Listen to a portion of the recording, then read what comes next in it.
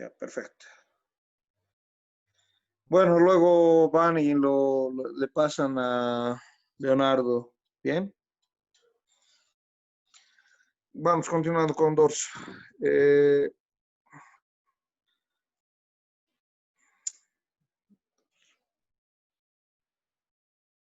Entonces, ahí la estructura ósea de la cual estamos mencionando, donde hemos descrito la articulación oncovertebral, hemos descrito los dos ligamentos, el longitudinal anterior y posterior. No, todavía no nombres, y estamos tratando de describir las características en torno a la compresión que se produce a nivel de la médula espinal.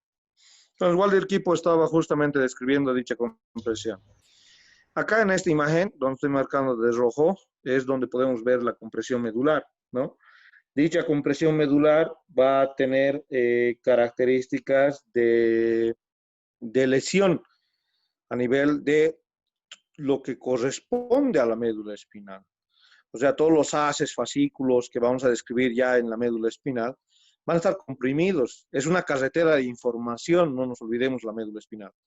Entonces, tanto información aferente como información eferente, quiere decir la sensibilidad como la parte motora, van a estar alterados y el individuo no va a poder sentir. Es así cuando un paciente tiene lumbociática y compresión del ciático, no siente las características de cosquilleo, picor, incluso dolor, ¿no? Pero sí las características, de la misma manera, la parte motora va a empezar a alterarse, va a tener debilidad, va a haber atrofia del músculo, ¿no? El músculo va a estar delgado. Aquí está la característica de cómo se hace una laminectomía. Está la lámina y se separa las características del disco intervertebral. Hay un paciente en posición álgida también, ¿no? Dentro de lo que respecta a otro tipo de articulación, tenemos las sigapofisiares. Dígame, Fabio. Con respecto a lo de la hernia de disco, ¿qué tipo de procesos, digamos, se lleva para arreglar o qué tipo de Por eso, intervención? pues ahí está la laminectomía, acabo de decir. Ajá, no, Ya pero digamos, se corta esto, que es la lámina, y se saca el disco intervertebral. Ahora hay prótesis de discos intervertebrales, ¿no? Ahora pues, se pueden colocar prótesis. Ahí está, se corta la lámina y se repara el disco intervertebral, se le retira cartílago.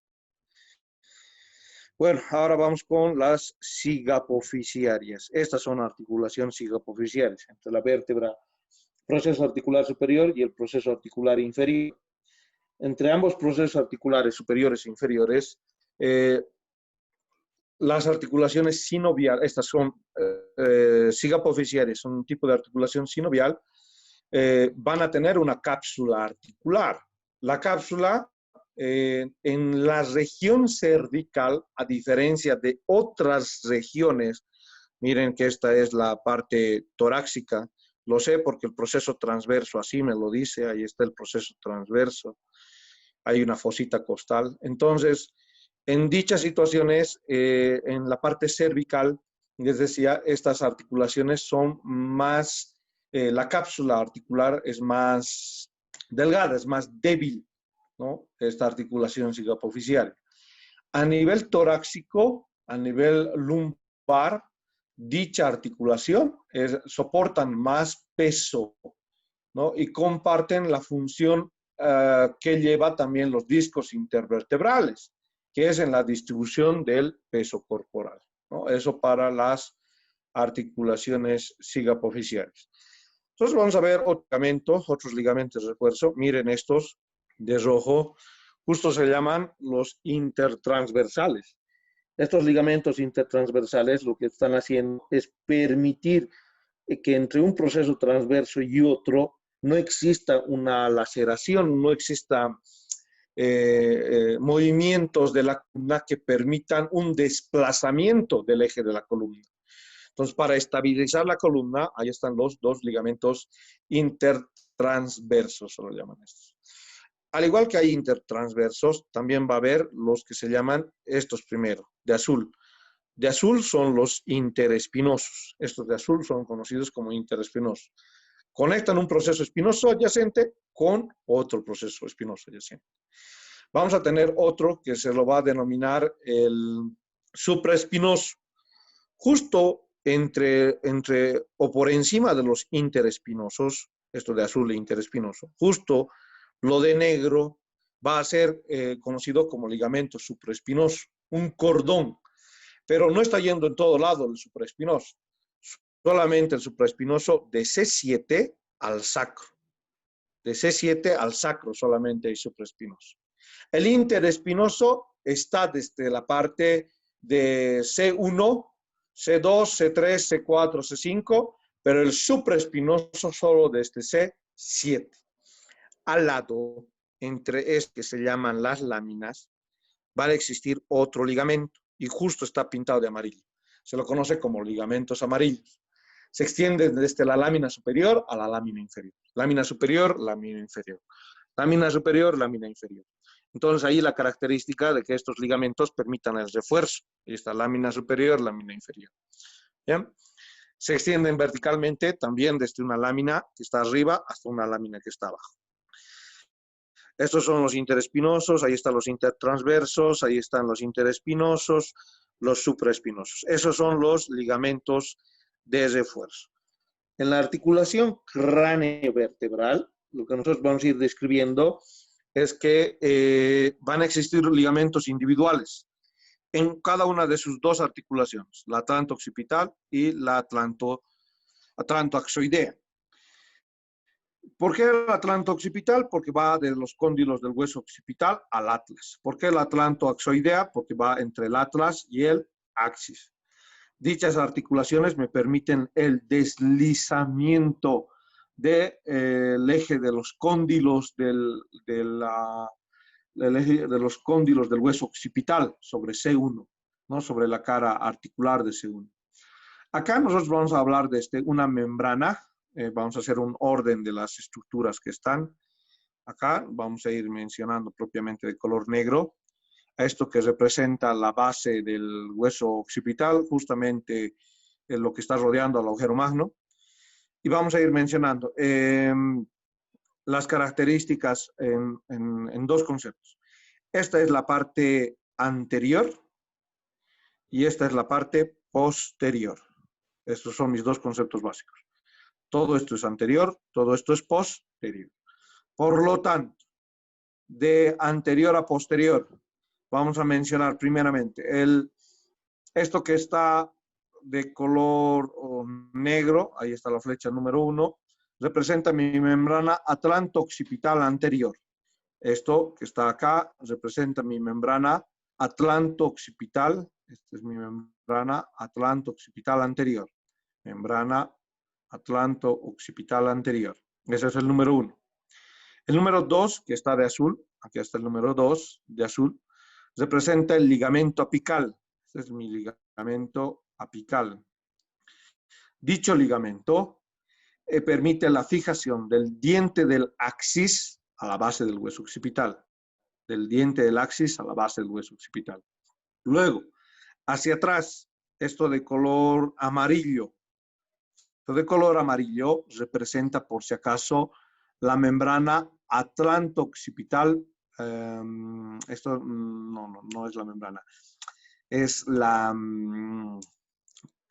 parte del ligamento cruceiforme. Esto que voy a mencionar de amarillo es la parte del ligamento cruceiforme. Para dicha prolongación y la formación del ligamento cruceiforme, va a venir esto que se conoce como la membrana tectoria. Membrana tectoria. Esto que estoy pintando de amarillo se conoce como membrana tectoria. Muy bien, ahora sí, la de color negro que vamos a pintar, vamos a señalar a la membrana atlanto-occipital posterior. Y a dicha membrana atlanto-occipital posterior, lo está atravesando una arteria. Esta arteria es la arteria vertebral. Ahí está la arteria vertebral. ¿Por qué? Porque yo sé que la vertebral va y dirige entre C6 y C7 y va y se dirige a C1. Justo C1 tiene un surco, el surco de la arteria vertebral. No jugar, después ya me voy abajo. ¿Quién será que ha activado su audio? Pues y me desconcentro ahí ya. Ay, mi amor. Fabio Vascopé. Fabio Vascope, esté atento a su audio. Fabio Vascope, por favor, atento a su audio. La próxima. Entonces, entre estas descripciones, lo que nosotros tenemos que hacer es citar a la arteria vertebral. Ahí está la arteria vertebral, que está atravesando la membrana atlanto-occipital posterior y está ingresando por encima de C1. Esto justamente, esta vértebra representa C1. Esto es el arco posterior de C1. ¿No? Esto es el arco anterior de C1. Y esto representa C2. Esta es la vértebra número C2. Por lo tanto, esto que estábamos mencionando con negro hace un momento es la membrana atlanto-occipital posterior, a la cual la arteria vertebral la está atravesando y se está dirigiendo, ¿para qué? Para ingresar hacia el foramen magno. Esto va a ser esto, va a dirigirse en este sentido. ¿Bien? ¿Qué más en relación a acá? Podemos ver a la misma membrana atlanto-occipital posterior, se los voy a pintar de amarillo, esa es la membrana atlanto-occipital posterior. Y acá vamos a ver algo de negro que se lo llama el ligamento nucal. Esto que está pintado de negro constituye el ligamento nucal, que se dirige desde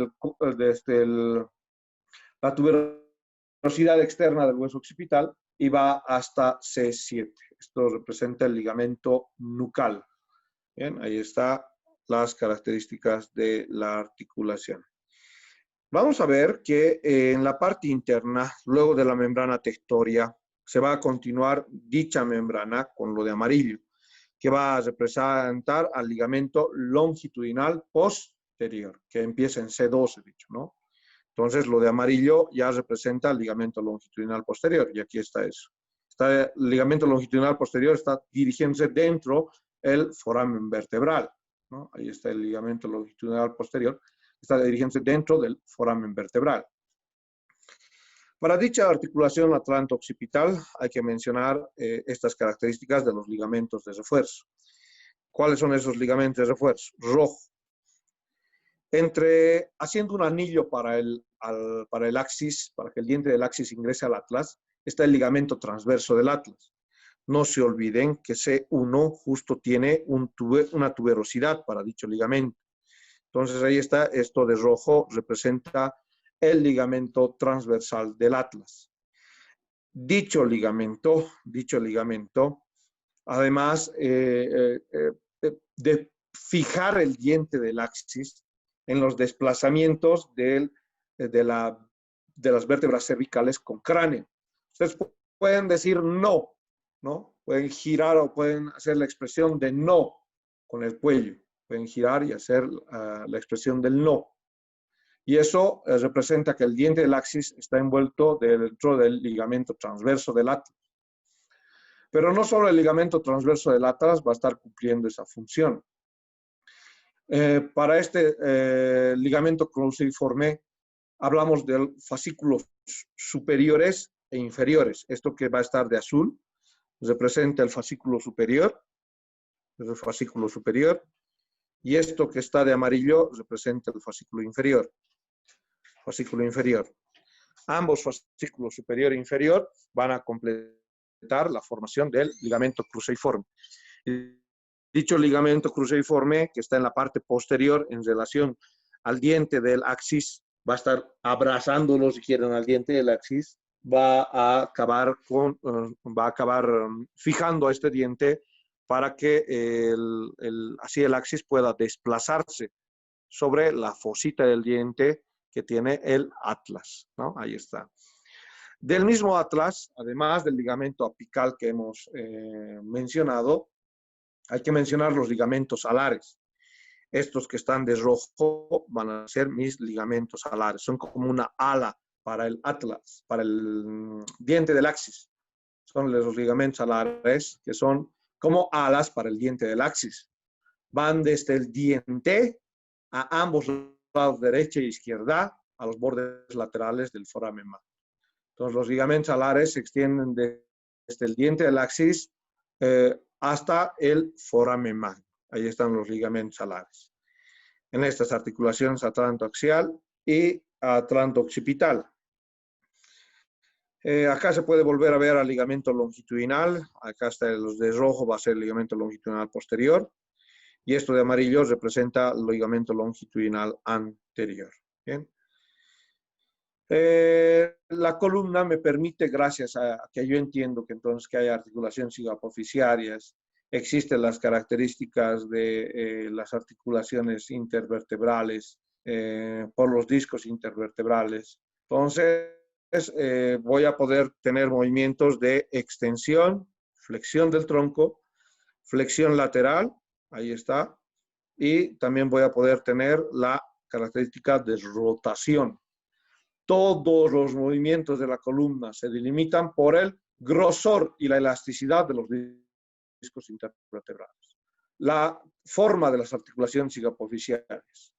El volumen del tejido circundante. Quiere decir que si usted tiene después su grasita en la parte del abdomen, si es bastante la grasita, entonces ¿va a limitar o no va a limitar los movimientos de la columna vertebral? Va a limitar, pues, en el movimiento de rotación, movimiento de lateralización, incluso de flexión y extensión, ¿no? Entonces, eso que Keimur toma el término apropiado de decir el volumen de tejido circundante, también afecta en relación a los movimientos de la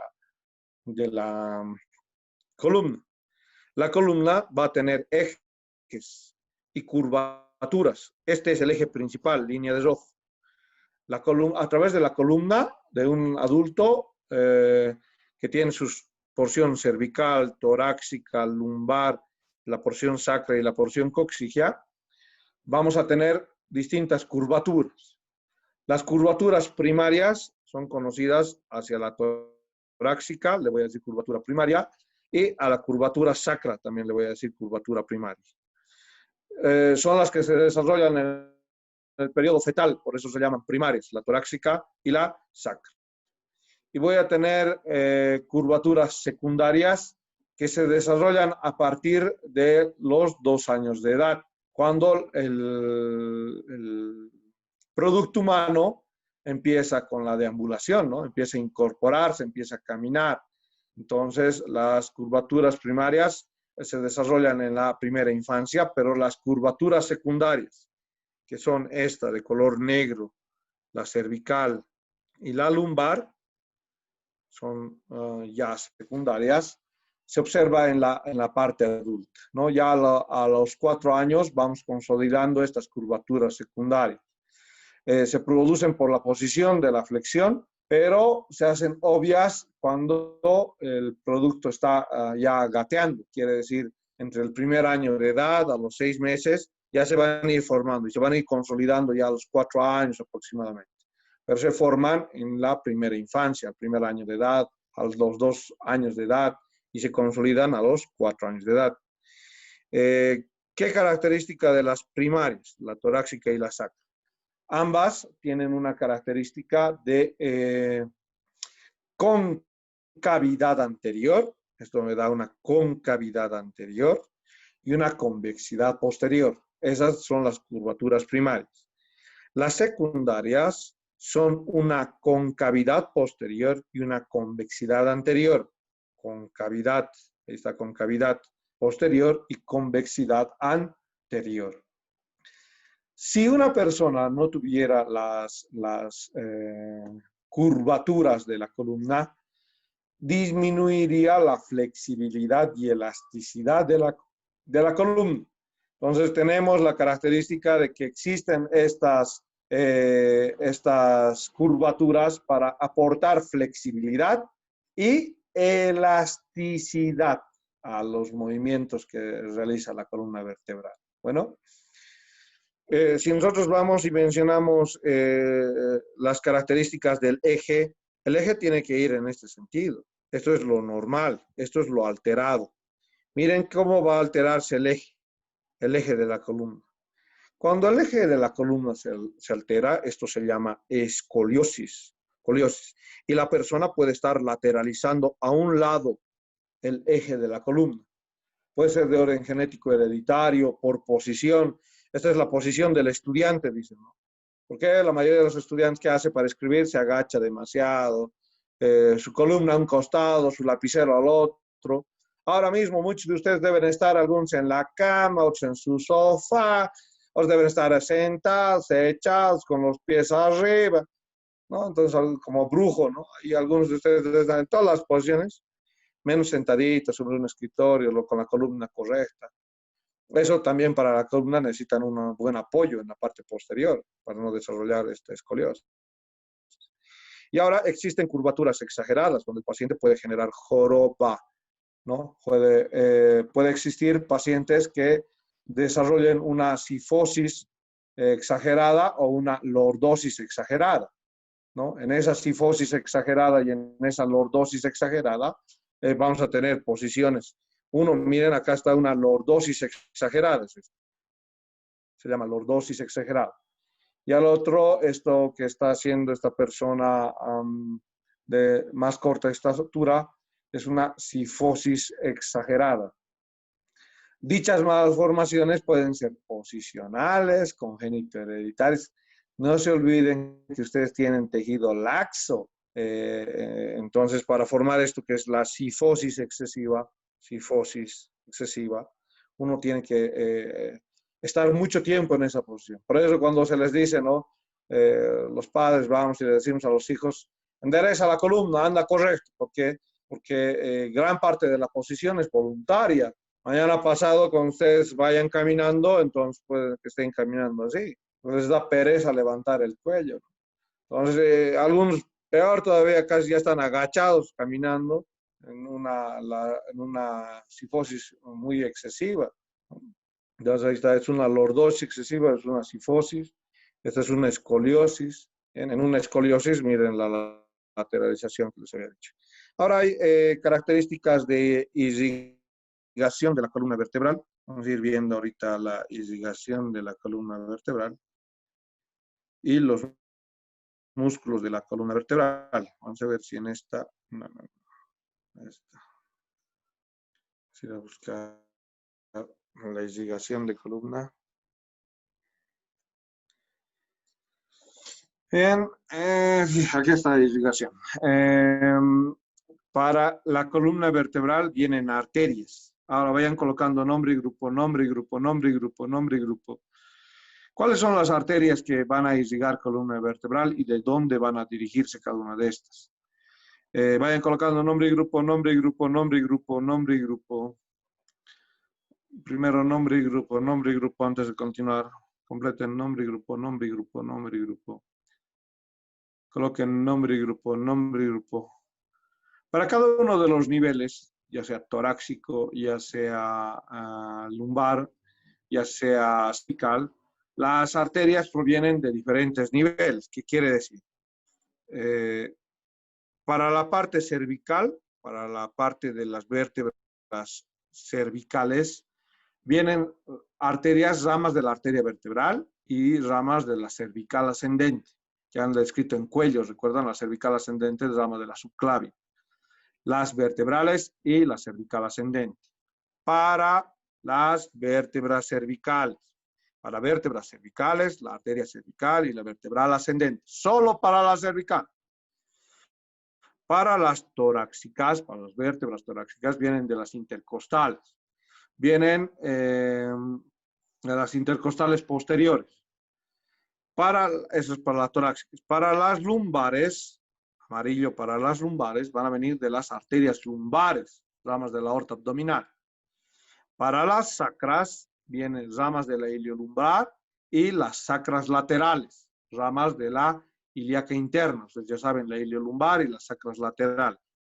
Entonces van a llegar sacro y hasta coxis. ¿Bien? Cada una de estas arterias se va a ramificar de la siguiente manera. Entonces nosotros tenemos acá la división de cada una de esas arterias. Esta corresponde a un ejemplo de la torácica, por ejemplo, que es la torácica interna, o la aorta torácica, perdón, no la torácica interna, la aorta torácica, donde vamos a tener una vértebra torácica y estas son las vértebras, los procesos transversales, el proceso espinoso. En este ejemplo, esta es aorta torácica. La aorta torácica da una ramita, que son las intercostales. De dichas intercostales van a venir y van a dejar estas ramas. Estas ramitas van a dar origen a estas ramas centrales, se lo llama. Número 1, ampliamos la imagen para que se pueda ver cómo estas intercostales dejan estas ramitas. Se llaman arterias centrales estas, arterias centrales. Van hacia la parte posterior, a la altura del pedículo. Ahí está, va a la altura del pedículo y van a dar origen a la arteria posterior. Esta se conoce como la rama posterior de la arteria torácica. Entonces también la rama posterior de la arteria torácica. Si fuera lumbar, se diría rama posterior de la arteria lumbar. Entonces, si fuera cervical, rama posterior de la arteria cervical. Entonces, de la rama posterior van y se generan estas que se llaman nutricias y periósticas. De círculo negro van a ser llamadas nutricias y periósticas. Van a irrigar el proceso espinoso. Y van a dar también ramas estas divisiones para el canal medular. Y estas se llamará rama posterior y rama anterior del conducto vertebral. Lo de negro, si quieren, rama posterior. Y esto de rojo, la rama anterior. Son las divisiones anterior y posterior, pero de la columna, rama anterior y posterior del conducto vertebral. Y esas mismas ramitas van a dar ramas más pequeñas que se las conoce como radiculares. Estas pequeñas que ya están dirigiéndose al centro se conocen como radiculares. El sistema vertebral funciona de esa manera de irrigación. Ahora tenemos el sistema venoso. Miren, acá está en uno solo toda la irrigación. Acá está la arteria vertebral, acá está la irrigación para las vértebras cervicales, torácicas, lumbares y las sacras y coxígeas. El sistema de drenaje venoso es similar porque a la par que nosotros tenemos ese sistema arterial, van a existir venas. Esta venita, por ejemplo, de negro que está dirigiendo de manera lateral, es mis venas intercostales. Va a ir a drenar hacia las venas intercostales. Se llaman venas intervertebrales. Esas venas intervertebrales van a ir a drenar a las venas intercostales. Vena intervertebral. Ahí está la vena intervertebral. La vena intervertebral entonces va y se dirige a las venas intercostales. Hay una comunicación entre el paquete venoso que va a venir por fuera, superficial, y el paquete interno. El paquete interno va a tener los senos longitudinales, 2 senos longitudinales posteriores y una serie de 4 senos longitudinales anteriores. Vamos a aumentar esto para que ustedes vean los senos longitudinales posteriores. Ahí están los senos longitudinales posteriores. Y esto de azul que representan los senos longitudinales anteriores. ¿A dónde se dirigen cada uno de estos senos? Se forma un plexo interno anterior y posterior dentro de la columna vertebral, un plexo interno anterior y posterior dentro de la columna vertebral y un plexo externo. Miren, acá en esta imagen podemos ver el plexo venoso externo. Plexo vertebral externo, posterior y plexo venoso anterior. Acá está el plexo venoso anterior, externo, y acá está el plexo venoso posterior. Plexo venoso anterior, plexo venoso posterior. Muy bien, ahí está la característica del drenaje venoso. ¿Cómo vienen los nervios? Para la columna vertebral van a dirigirse en este sentido. Ya hemos hablado de muchos de estos nervios. Hemos hablado del génito femoral, por ejemplo, en la columna vertebral lumbar, del lumbosacro, hemos hablado del ilio lumbar, ilio inguinal, del subcostal. Entonces los nervios hacen esto, van y se dirigen derecha, izquierda, dando la inervación a toda la columna vertebral. Estos nervios van a dar la inervación, uno, a la parte superficial, son motores y sensitivos. Son a todos los músculos que vamos a ir describiendo, como el dorsal ancho, como el trapecio, los van a inervar estos, los nervios de la porción posterior, a estos músculos de la espalda, por ejemplo. Esos, ¿cómo se divide la inervación? Se dividen 8 cervicales, 12 torácicos, 12, 8 cervicales, 12 torácicos, 5 lumbares, 5 sacros y de 2 a 3 coxígeos. Bien, ahí la característica de ramificación nerviosa. Que van a servir para los músculos, que van a servir para los ligamentos, porque ustedes cuando presenten un paciente con desgarro a nivel del longitudinal anterior, va a sentir dolor. Va a sentir ahí los jugadores de fútbol americano, por ejemplo, que se hacen pedazos la columna vertebral. Cada lesión de estos jugadores de fútbol americano, se lesionan sus láminas, su apófisis transversa, su apófisis espinosa, ligamento amarillo, ligamento longitudinal anterior, posterior, con esas famosas tecleadas, ¿no? Van y teclean a su oponente y generan una lesión. De estos músculos de la espalda los voy a dividir en dos grupos. Algo que se llama extrínseco y algo que se llama intrínseco. Los extrínsecos en el dorso, también se han llevado algunos de estos cuando estaba mencionando la extremidad superior, ¿no? Entonces acá está el número 1, es el trapecio. Número 2 es el dorsal. Los primeros con los que me toco de los extrínsecos son trapecio y dorsal ancho. Corto al trapecio, corto al dorsal ancho y me encuentro con este que es el 3. Este es el romboides. El romboides y este de negro es el elevador de la escápula. El elevador de la escápula. Bien, además de entonces de los músculos como el trapecio dorsal ancho, corto estos y me encuentro con el romboides y el elevador de la escápula. De estos músculos, que los voy a dividir en esos planos, aquí están los músculos extrínsecos en planos. La capa superficial, trapecio, dorsal ancho, elevador de la escápula. Corto estos y me encuentro con el trapecio y el dorsal ancho primero, corto. Me encuentro con el elevador de la escápula, romboides mayores, romboides. Una capa intermedia donde corto al romboides mayor y menor, me voy a encontrar con el serrato posterior superior y posterior inferior. Corto al serrato posterior superior, posterior inferior y me encuentro con el espleño de la cabeza y